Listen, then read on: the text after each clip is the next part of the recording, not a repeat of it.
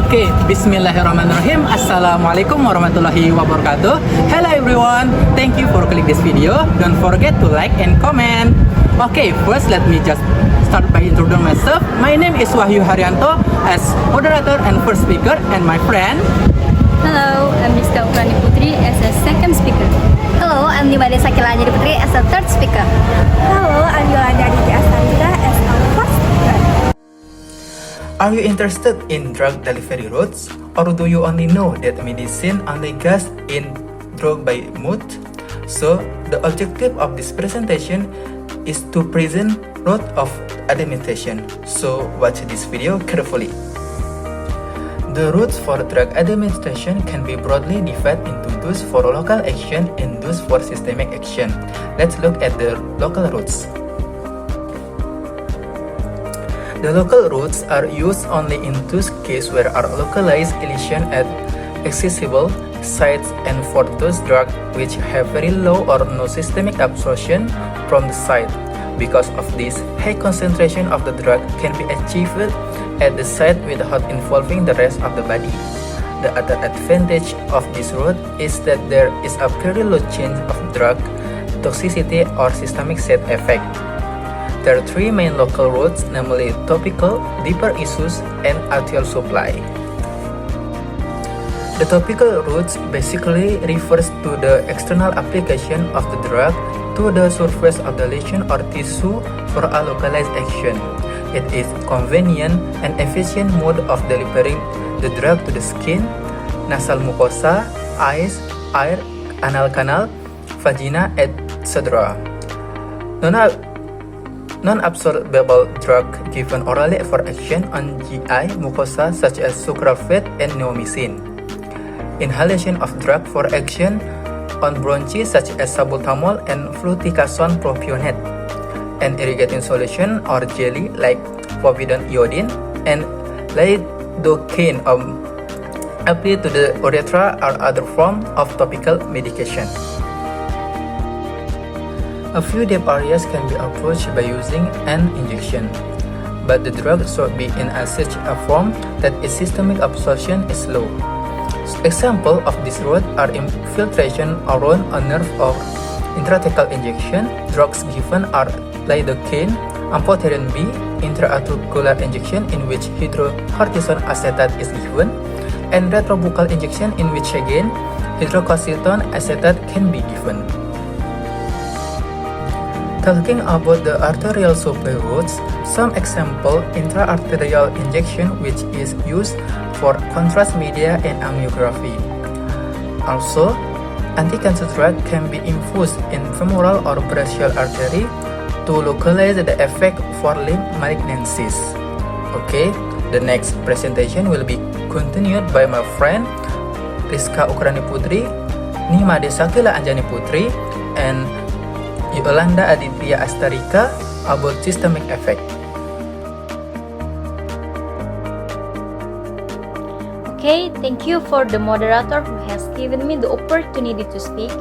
As conveyed by my partner Wahyu Haryanto earlier, that the drug administration path divided into two effects, namely local and systemic. On this occasion, I will explain about the second effect, which is systemic. So, what is systemic effect? Systemic effects are drug effects that make all part of the body exposed due to drug administration. The systemic effect pathways are divided into two routes of administration, namely enteral and parenteral. What is enteral routes and what is included in the enteral routes of administration?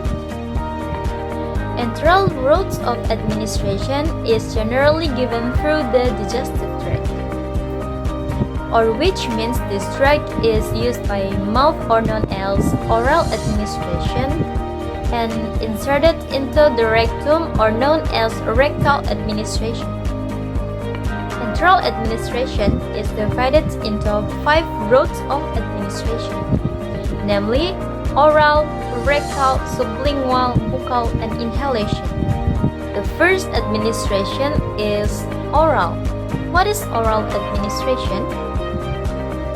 In In oral administration, the drug is used by mouth, where the drug is swallowed and then the drug is processed through the digestive system. Basically, oral medicine is widely used by medical personnel and is widely preferred by the public because it is easy to use. One of the most used dosage forms of the drug are tablets. The second administration is rectal. What is rectal administration? Rectal administration is the administration used by inserting drugs through the anus or rectum to produce local and systemic effect. Examples of drugs that are often used in administration are suppositories. Thank you for the moderator to giving me chance to speak. So guys, after hearing the explanation of the entry route from my friend Rizka, which includes not only oral and rectal, but also sublingual, buccal, and inhalation, let's discuss about it. First, sublingual. In this route of administration, the drug is placed under the tongue, and for the buccal, placement of drug is between cheek and gum. In this slide, the picture gives information about schematic diagram of sublingual and buccal regions in the oral cavity. And the structure mucous have coupled with high degree of vascularity of the mouth that provide exercise for systemic administration of drugs. And drugs can be rapidly and directly absorbed into the systemic circulation by venous drainage into the superior vena cava. Let's talk about advantages of sublingual and buccal. First, rapid absorption. Second, drug stability. Drugs doesn't go to the stomach, so it is not destroyed by enzyme and acid. And the last one is avoid first pass effect. For the disadvantages of sublingual and buccal, first, inconvenient. The drug is kept in the mouth, so it is not feel comfortable. And the second, small dose. And the last one is unpleasant taste of some drugs. Imagine giving your lungs medicine without injection. That's what inhalation therapy does. For example, inhaler and aerosol. So what about advantages and disadvantages? Advantages and disadvantages of inhalation route. First, advantages. 1. Rapid effect. 2. Give local effect with minimal systemic side effect. And for the disadvantages, 1. The drug must not be irritant. 2. Patient difficult to determine remaining dose. And that's all for me. Let's talk about the next topic. So guys, we have already heard explanations about the sublingual, buccal, and inhalation drug administration from our friend Sakila. You must be curious about the other route of drug administration, right? So let's discuss it again. Other route of drug administration can also be through the skin, or we call it parenteral route. There are two routes of drug administration through the skin, namely transdermal and injection. Do you already know what the transdermal and injection route of drug administration is? So, let's know more about the transdermal and injection route of drug administration. So guys, transdermal drug administration is the transport of drug molecules across the skin. It has several advantages over the traditional methods. It eliminates gastric irritation, prevent hepatic first pass metabolism, prevent gastric degradation of drug, provided sustained release, and improves patient compliance. Now, let's talk about the injection route of drug administration.